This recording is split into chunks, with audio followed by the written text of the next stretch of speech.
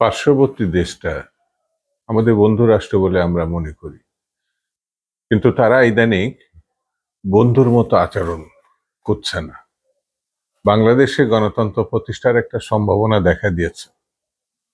তারা নিজেদের গণতন্ত্রী বলে দাবি করে, কিন্তু এই গণতান্ত্রিক অবস্থা সৃষ্টির পিছনে ছাত্র জনতার যে ভূমিকা এই দেশে, সেটা ৭১ সালের মুক্তিযুদ্ধের সঙ্গে কেউ কেউ তুলনা করছে। ৭১ সালে তারা মুক্তিযুদ্ধের সময় আমাদের সমর্থন করেছে, কিন্তু দ্বিতীয়বার যখন আরেকটি মুক্তিযোদ্ধার মতো মানে গণতান্ত্রিক ব্যবস্থায় ফিরে যাওয়ার জন্য দেশ যখন উন্মুখ, তখন গণতন্ত্রের দাবিদার বন্ধু রাষ্ট্রটি সমর্থন করতে পারছে না। ৩টি দখলদারি নির্বাচন হয়েছে এই দেশে, একটা ১৪ সালে, একটা ১৮ সালে, আর একটা ২৪ সালে ৭ই জানুয়ারি।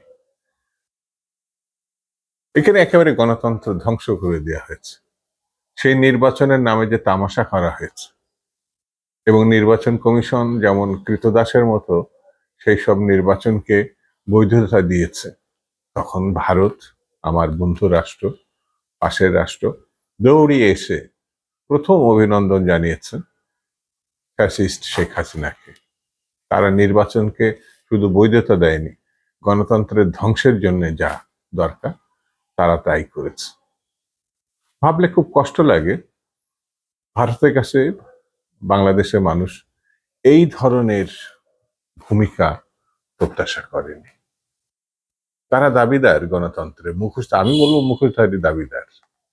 কারণ গণতান্ত্রিক বিধি ব্যবস্থায় কোনো ধর্ম উন্মাদ দেশ মানে ধর্মোন্মাদ দল একবার না একাধিকবার নির্বাচনের মধ্য দিয়ে ক্ষমতায় আসে, সেই দেশ আবার গণতান্ত্রিক দেশ হিসাবে যখন দাবি করে, হাসি পেলেও হাসা যায় না, কারণ ওই হাসলে ওরা আবার একটু কষ্ট পাবে। দেখেন, গণতন্ত্রের জন্য প্রায় ১,৫০০ মানুষ নির্বিচারে জীবন উৎসর্গ করলো, কিন্তু কেন করলো? এই জন্যে তারা ভিসা বন্ধ করে দিয়েছে। বাংলাদেশের সঙ্গে আমাদের তাদেরও ব্যবসা আছে, আমাদেরও ভারতের সঙ্গে ব্যবসা আছে, কিন্তু আমাদের মানুষের ভিসা দেবে না কারণ তাদের পছন্দের ফ্যাসিস্টকে আমরা তাড়িয়ে দিয়েছি। কেন? তাদের পছন্দের দলকে আমরা তাড়িয়ে দিয়েছি কেন? মামার বাড়ি আমাদের কিছু প্রচার মাধ্যমে এমন মানে উন্মাদের মতো প্রচারণায় অংশগ্রহণ করছে, যেগুলো দেখলে আপনাকে শুধু খারাপ লাগবে না, মনে হবে এই উন্মাদগুলো কিভাবে প্রচার মাধ্যমে উপস্থাপক হিসাবে এসেছে। জাস্ট বানরের মতো লাফালাফি করে এক ব্যক্তিকে দেখলাম ইলিশ প্রসঙ্গে যেসব কথাবার্তা বলল, তার সুস্থতা নিয়ে প্রশ্ন করা যেতে পারে। আমি বেশি কথা আজকে বলবো না, শুধু এতটুকু বলবো, ওরা এত অস্থির কেন?